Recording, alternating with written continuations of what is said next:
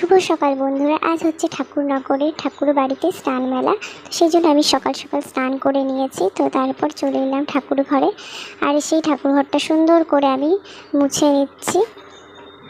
আর ঠাকুরের থালা বাসনগুলো মেজে নিয়েছি। আর চৈত্র মাস, সেই জন্য বেশি ফুল পাইনি, দেখো এই কটাই ফুল পেয়েছি।